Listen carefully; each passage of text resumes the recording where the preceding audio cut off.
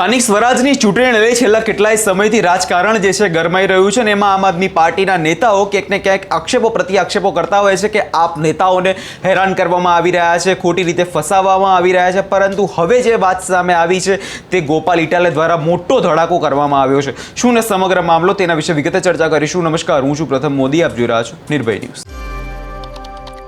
સ્થાનિક સ્વરાજની ચૂંટણીમાં આપણે જોયું કે સૌપ્રથમ જ્યારથી ચૂંટણીની જાહેરાત થઈ છે એ સમયે આમ આદમી પાર્ટીના નેતાઓને ક્યાંક ને ક્યાંક ફસાવવામાં આવી રહ્યા છે, ક્યાંક ને ક્યાંક તેમના વિરુદ્ધ જે છે કાર્યવાહી કરવામાં આવી રહી છે. પરંતુ જે તે સમયે આમ આદમી પાર્ટીના નેતાઓ તંત્ર સામું પડતા હતા, તે જવાબની માંગણી કરતા હતા કે શા માટે આપ નેતાઓને ખોટી રીતે ફસાવવામાં આવી રહ્યા છે. પરંતુ તંત્ર દ્વારા કોઈ પણ પ્રકારનો જે છે પ્રતિસાદ આપવામાં નહોતો આવતો. પરંતુ હવે આ મામલે ગોપાલ ઇટાલિયાએ મોટો ધડાકો કર્યો છે અને કેવી રીતે ભાજપ, કોંગ્રેસ અને પોલીસની મિલીભગતથી આમ આદમી પાર્ટીના નેતાઓને હેરાન કરવામાં આવી રહ્યા છે તેની પોલ ગોપાલ ઇટાલિયાએ ખોલી છે. સૌપ્રથમ ગોપાલ ઇટાલિયાએ શું કહ્યું છે તે સાંભળી લઈએ. ભાજપી બિન કોંગ્રેસી પાર્ટી દ્વારા અંદાજે 6000 જેટલા ઉમેદવારો ઊભા કરવામાં આવ્યા છે. ગુજરાતના ઇતિહાસમાં અગાઉ ક્યારેય પણ કોંગ્રેસ અને ભાજપ સિવાયની કોઈ પાર્ટીએ આટલી મોટી સંખ્યામાં ઉમેદવારો ઊભા કર્યા હોય એવું બન્યું નથી. અમારા માટે આ ખૂબ જ ગર્વ લેવા જેવી બાબત છે કે અમે આટલું કામ કરી શક્યા છીએ, આટલા ઉમેદવારો ઊભા રાખી શક્યા છીએ, એ બહુ સારી બાબત છે. પણ અમે ઉમેદવારો ઊભા રાખ્યા એ બાબતથી ભાજપને બિલકુલ ગમ્યું નથી.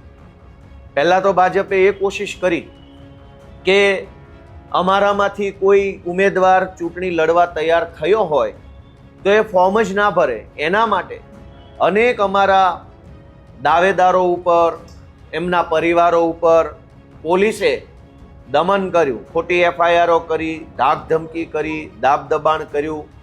અનેક એવા વ્યક્તિઓને અમારી પાર્ટીમાંથી ઉમેદવાર બનતા રોક્યા ધાક ધમકી કરીને.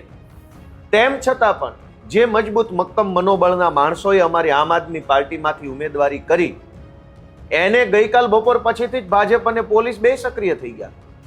અમારા અનેક ઉમેદવારોને પોલીસે રૂબરૂમાં જઈને પોલીસ સ્ટેશનોમાં બોલાવીને ધાક ધમકી કરી છે કે તમે આમ આદમી પાર્ટીમાંથી ફોર્મ પાછું ખેંચી લો, નહીં તો તમને દારૂના અને લૂંટના અને બળાત્કારના ખોટા કેસોમાં ફસાવી દઈશું.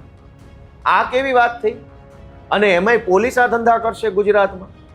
મારી પાસે રેકોર્ડિંગ છે. મેં પાર્ટીમાં સૂચન કર્યું છે કે બધા જ મીડિયા મિત્રોના વોટ્સએપમાં રેકોર્ડિંગ આપી દેવામાં આવે કે કેવી રીતે પોલીસ, બુટલેગર અને ભાજપના માણસો ત્રણેય ભેગા મળી અમારા ઉમેદવારો ઉપર હવે દબાણ બનાવે છે કે ફોર્મ પાછું ખેંચી લો. પહેલા તો ભાજપના માણસો એવું કે તમે બોલો કેટલા પૈસા જોશે, પૈસા આપે અને વાત પતી જાય તો ઠીક છે. પણ જે અમારા ઉમેદવારો એમ કહે છે કે પૈસા લેવાના નથી, અમે તો કટ્ટર ઈમાનદાર માણસો છીએ, અમે તો બદલાવ માટે આવ્યા છે, તો એને પોલીસથી ડરાવવામાં આવે. અને પોલીસે આ અભિયાન હાથ ઉપર લીધું છે કે આમ આદમી પાર્ટીના ફોર્મ જે ઉમેદવારોના ભરાઈ ગયા છે એ ઉમેદવારોને ડરાવી ધમકાવી ખોટા કેસમાં ફસાવાની ધમકી મારી અને ફોર્મ પાછું ખેંચી લે. શા માટે આવું? 30 વર્ષથી કહેવાતા વિકાસની વાતો કરનારા લોકોએ અમારી જેવી સામાન્ય નાની પાર્ટી એક ફોર્મ ભરે અને ચૂંટણીમાં ઊભી રહે એનાથી શું તકલીફ પડે છે? બહુ તો શું થશે, અમે હારી જઈશું. પણ ભાજપને કેમ એવી તકલીફ પડે છે કે અમારા ફોર્મ પાછા ખેંચાવા પડે? અને વાત તો ત્યાં સુધી મળી છે, સરકારી તંત્રમાં પણ અનેક સારા માણસો નોકરી કરે છે, સનિષ્ઠ ઈમાનદાર માણસો નોકરી કરે છે. એમણે અમારું ધ્યાન દોર્યું છે કે ભાજપ આવતીકાલે ખૂબ મોટી સંખ્યામાં આમ આદમી પાર્ટીના ઉમેદવારોના ફોર્મ રદ થાય એ માટે એમના લાગતા વળગતા મળતિયા ટાઈપના જે કાંઈ પણ લોકો હોય એને કામે લગાડ્યા છે. નાની ભૂલો કાઢવી. ગોપાલ ઇટાલિયામાં રસવાવાળું ઈ છે, દીર્ઘ ઈ નથી. કુમારની અંદર દીર્ઘ કુ છે, રસવાવાળું કુ નથી. દિનેશને બદલે દિલેશ લખ્યું છે. આવા બધા વાંધા વચકાઓ કાઢીને, નાની વસ્તુને મોટી બનાવીને, કારણ વગરના વાંધાઓ ઊભા કરીને ખૂબ મોટી સંખ્યામાં આમ આદમી પાર્ટીના ઉમેદવારોના ફોર્મ રદ કરવાનું એક ષડયંત્ર ભાજપે ગોઠવી રાખ્યું છે. અને કેટલાક સરકારી માણસોને આની સૂચના આપી હોય એવા મેસેજ અમારા સુધી પહોંચ્યા છે. કેટલાક સારા માણસોએ અમારું ધ્યાન દોર્યું છે. ભાજપની અંદર ઘણા બધા મિત્રો છે જે આવા બધા કૂડ કપટને પસંદ નથી કરતા. ભાજપના હોદ્દેદારોમાં ઘણા એવા માણસો છે જે આટલી નિમ્ન કક્ષાની રાજનીતિને પસંદ નથી કરતા. એમણે ભાજપના ઘણા માણસોએ મારું ધ્યાન દોર્યું, વ્યક્તિગત ફોન કરીને કે ગોપાલભાઈ તમારી મહેનત બહુ સારી છે, પણ અમારી એટલે કે ભાજપ પાર્ટીવાળા લોકો આ નિમ્ન કક્ષાનું કૃત્ય કરવા જઈ રહ્યા છે, તમે જરાક સાવધાન રહેજો.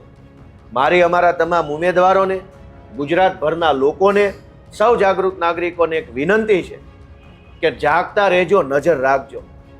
ઉમેદવારી ન કરી શકીએ એના પ્રયત્નો કર્યા, છતાં પણ અમે ઉમેદવાર ઊભા કર્યા તો ફોર્મ પાછા ખેંચાવવા માટે પોલીસ મોકલે છે, પૈસા મોકલે છે, છતાંય અમે ફોર્મ પાછા ન ખેંચીએ તો સરકારી માણસોને હાથો બનાવી અમારા ફોર્મ જ રદ થઈ જાય, અમારા બધા જ ઉમેદવારોના મોટાભાગના ફોર્મ રદ થઈ જાય, એવા ષડયંત્ર ચાલુ કર્યા છે.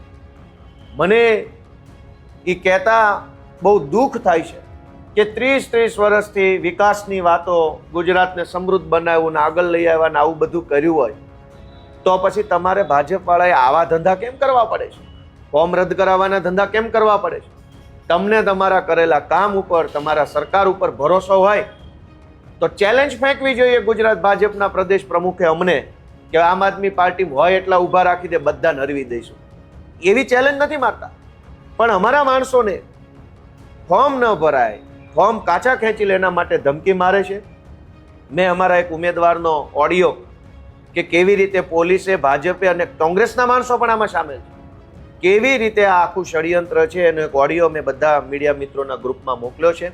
મારી અમારા સૌ આમ આદમી પાર્ટીના કાર્યકર્તાઓને વિનંતી છે કે ભાઈઓ, બહેનો, અમારા યુવાનો, હજળ બમ રહેજો. લડાઈ ખૂબ લાંબી છે, ખૂબ મોટી લડાઈ છે, કોઈનાથી ડરવાનું નથી. ગમે એવો મોટો તોપ હોય, ધુરંધર હોય, પણ ઈમાનદારીથી સામે પડીશું તો ગમે એવી તોપ હશે તો એ પાણીમાં બેસી જશે ને ઈમાનદારી જીતશે. આવતીકાલે કોઈ પણ સરકારી માણસો કે ભાજપના માણસો કે ગુંડાઓ કે લફંગાઓ કે પોલીસ જો ડરાવવા ધમકાવવાની કોશિશ કરે તો તાત્કાલિક એનો વિડીયો બનાવી, ઓડિયો રેકોર્ડ કરીને સોશિયલ મીડિયામાં મૂકી દેવું, જેથી કરીને લોકોને ધ્યાનમાં આવે કે કેવા પ્રકારની તાનાશાહી ગુજરાતમાં થઈ રહી છે. બસ આ વાત સાથે હું ગુજરાતભરની જનતાને એક વિનંતી કરું છું કે આમ આદમી પાર્ટીને તમારા આશીર્વાદની જરૂર છે. 30 વર્ષથી ગુજરાતની સરકારમાં બેસીને તાનાશાહી કરનારા લોકો અમારા જેવા નાના નાના જુવાનિયાઓથી ડરે છે, અમને દબાવવાની કોશિશ કરે છે. પણ જો ગુજરાતની મહાન જનતાના આશીર્વાદ અમારી સાથે હશે, તમારી લાગણી અને તમારો પ્રેમ અમને મળશે તો અમે આ ગુજરાત માટે, આ સુરત માટે, આ અમદાવાદ, રાજકોટ જેવા શહેરો માટે ઘણું સારું કામ કરી શકીશું. ગુજરાતની જનતા અમને આશીર્વાદ આપે એવી પ્રાર્થના. ગોપાલભાઈ, તમે કીધું ભાજપ અને પોલીસ સાથે સાથે કોંગ્રેસ પણ સંડોવાયેલી છે. કોંગ્રેસનો કયા પ્રકારનો?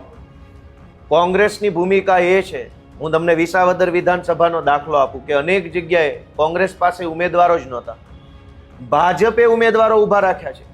ભાજપે કોંગ્રેસવાળાને ફોન કર્યા, કોંગ્રેસના ઉમેદવારને પૈસા આપ્યા, ફોર્મ ભરાયું. એવું વિસાવદરનો જ દાખલો છે મારી પાસે. હું તમને 5 નામ આપી શકું. અહીં કતારગામમાં શું થયું?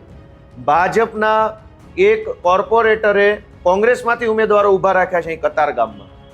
હું જે ઓડિયો રેકોર્ડિંગ મેં તમને બધાને આપ્યું છે એમાં પણ એ મુદ્દો છે કે કોંગ્રેસ પાસે ઈ સીટ ઉપર ઉમેદવાર જ નહોતા. ભાજપવાળાએ કોંગ્રેસમાંથી ઉમેદવાર ઊભો કર્યો, કીધું કે મત તોડવા માટે ઊભા રહ્યો. ગુજરાતની લગભગ નહીં તો 200 એવી સીટો છે કે જ્યાં કોંગ્રેસને ભાજપમાંથી ઉમેદવારો આવ્યા અને ભાજપના પૈસા ભાજપના, ઉમેદવાર ભાજપનો, ટિકિટ કોંગ્રેસની અને ચૂંટણીમાં મત તોડવા માટે ઊભું રહેવાનું.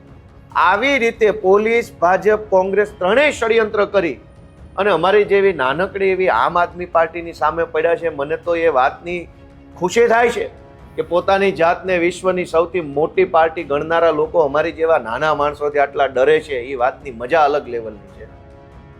એટલે કે જે રીતે આખો આ ઘટનાક્રમ સર્જાઈ રહ્યો છે એમાં ક્યાંક ને ક્યાંક આમ આદમી પાર્ટીના નેતાઓ પ્રથમ દિવસથી વિરોધ કરી રહ્યા છે કે ખોટા કાર્યકર્તાઓને ફસાવવામાં આવી રહ્યા છે, ખોટી રીતે ભાજપ જે છે પોલીસ સાથે સેટિંગ કરીને લોકોને હેરાન કરી રહી છે. એટલે ક્યાંક ને ક્યાંક આ વાત હવે સાચી પડતી હોય તેવું અત્યારે લાગી રહ્યું છે. અને જે કોંગ્રેસ છે તે પોતાના ઉમેદવારો પાછા ખેંચી લે છે અને ક્યાંક ને ક્યાંક એના જ કારણે ભાજપને આનો ફાયદો થતો હોય તેવી પોલ અત્યારે ગોપાલ ઇટાલિયા દ્વારા ખોલી દેવામાં આવી છે. આ વિષયને લઈને તમારો શું અભિપ્રાય છે અમને કમેન્ટ કરી ચોક્કસથી જણાવજો. અને અમારી ચેનલ નિર્ભય ન્યૂઝને લાઇક, શેર અને સબસ્ક્રાઇબ કરવાનું ભૂલશો નહીં.